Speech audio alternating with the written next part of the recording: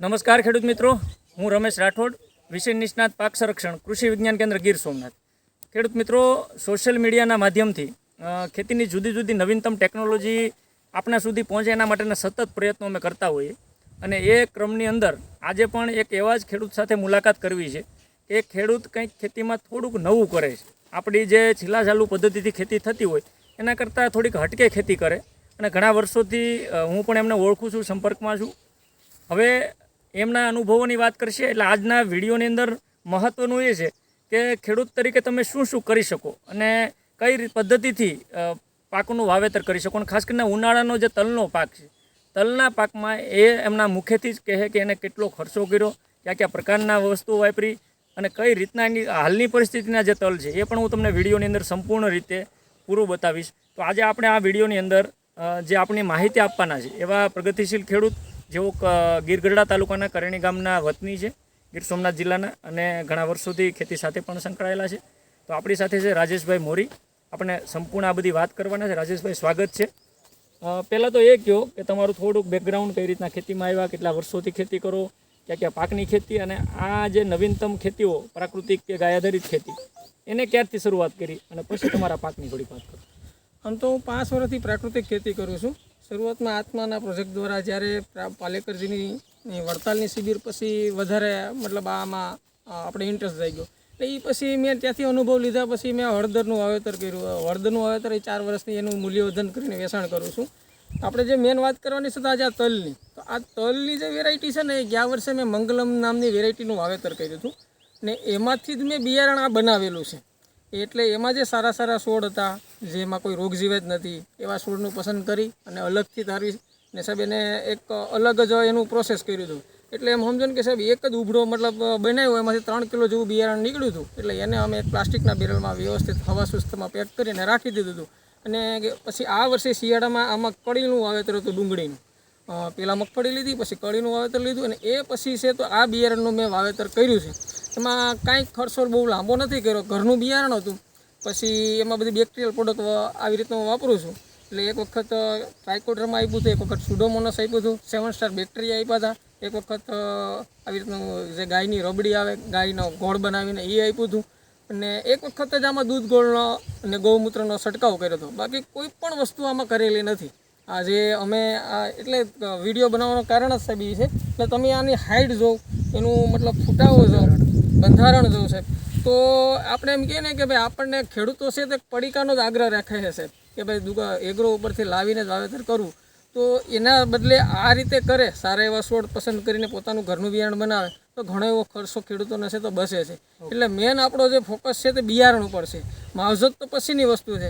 ને અમે પાળા ઉપર અડદ મગનું વાવેતર કરીએ, દર વર્ષે કરીએ છીએ તલના પાળા ઉપર. તો જે નાઇટ્રોજન ફિક્સિંગ થાય અને ઘર પૂરતું જે ધારો કે 3 વીઘાના તલ છે તો એમાંથી અડદ મગ ખાવા પરથી થઈ જાય.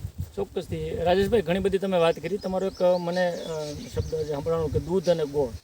તો આ દૂધ અને ગોળનો પ્રયોગ કેટલાક સમયથી તમે કરો છો, અને તમને આ વર્ષે જે કર્યો એ કયા સ્ટેજ ઉપર, કેટલા દિવસે તમે કર્યો, તમને શું લાગ્યું એનાથી? અમે દૂધ ગોળનો પ્રયોગ સાહેબ છે ને, દરેક પાકમાં ફૂલ અવસ્થાએ કોઈ પણ રોગ જેવા ના હોય ત્યારે હું પ્રયોગ એનો સાહેબ કરું છું.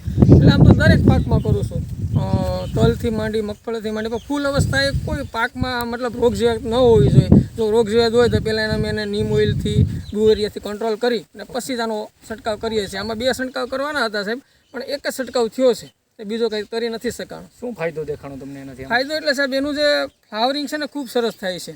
ધારો કે મધમાખી છે, કોઈ જીવાત છે, તો જે દૂધ અને ગોળ આપણને ખબર છે કે એમાં કેવા તત્વો આવે છે, એના હિસાબે આકર્ષાય છે અને ફ્લાવરિંગનો સ્ટેજમાં બહુ સારું એવું કામ આપે છે. ઓકે રાજેશભાઈ, બીજું કે તમે મને લાગે કે પ્રોસેસિંગ ઉપર પણ થોડોક ભાર મૂકો છો. ખેડૂતો જનરલી પકવી લે કોઈ પણ પાક, મગફળી, ચણા કે કોઈ ધાન્ય પાકો કે તલ જેવા પાકો. તમારો શું પ્લાન? હવે આ તલ અત્યારે ખૂબ સારી કન્ડિશનમાં છે ને આપણે ધારી લઈએ કે ખાંડી આજુબાજુનો કદાચ તમારે કે 15 મણથી 20 મણનો આજુબાજુ ઉતારો પણ આવે, તો એનો પછી પાકી ગયા પછી મોટાભાગે માર્કેટમાં ખેડૂતો વેચી દેતા હોય. એટલે મને લાગે જનરલી જે ભાવ મળતા હોય. તમે વધારે ભાવ લેવા માટે કોઈ વેલ્યુ એડિશનમાં કરો છો કે આનો પ્લાન શું છે તલનો પણ? અમે છે ને સાહેબ એના માટે છે ને અમારો FPO છે, બરાબર.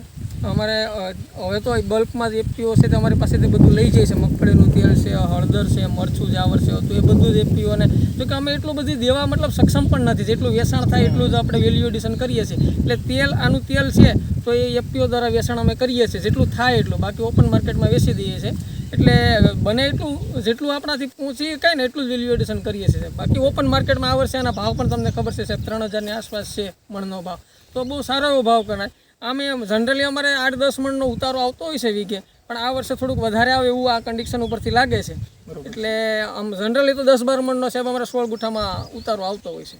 તો એની સામે મને લાગે કે જે કેમિકલ વાળા લોકો, જે કેમિકલથી પકવવાળા તલની ખેતી કરવાવાળા લોકો જે ખર્ચો કરે ને તમારો ખર્ચો, તમે કીધું એમ બીજો કોઈ વધારાનો ખર્ચ નહીં, કોઈ પણ પ્રકારનું રાસાયણિક ખાતર નહીં, કોઈ જંતુનાશક દવા નહીં, કોઈ ફૂગનાશક દવા નહીં, કોઈ નિંદામણનાશક દવા નહીં, એના સિવાયના જે ઓર્ગેનિક વસ્તુથી આખી આ જે ખેતી કરી છે. તો તમને છેલ્લો મારો પ્રશ્ન એ છે કે કોઈ આજુબાજુ કેમિકલવાળી ખેતીના તલ પણ ઊભા છે તમારા ગામમાં, અને તમારા સંપૂર્ણપણે ઓર્ગેનિક તલ છે. તમે નજર જ્યારે ફેરવો છો, તમને શું લાગે છે કે તમારા તલ કરતાં સારી પરિસ્થિતિમાં, કે સાથે બેયનું સરખું છે, એટલે આની અંદર ખર્ચ ઘટીને આપણે સારું વળતર પણ મેળવી શકીએ? તમારા અનુભવ હું કહી.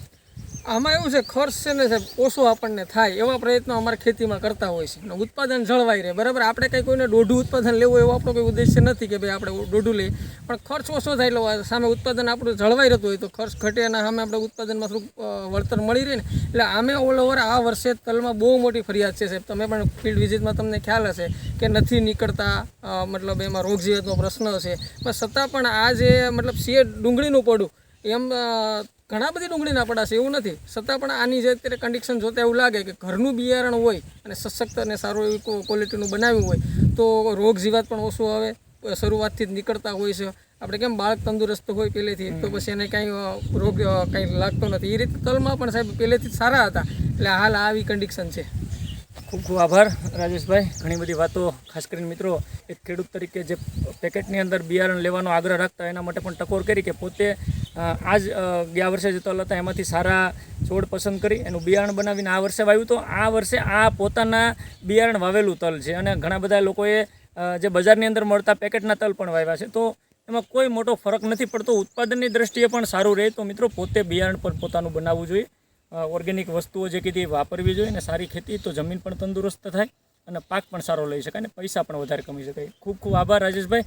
મિત્રો આવા અવનવા વિડીયો સાથે ફરી એક નવા વિષય સાથે મળશું. ત્યાં સુધી રજા આપજો. ખૂબ ખૂબ આભાર. ધન્યવાદ.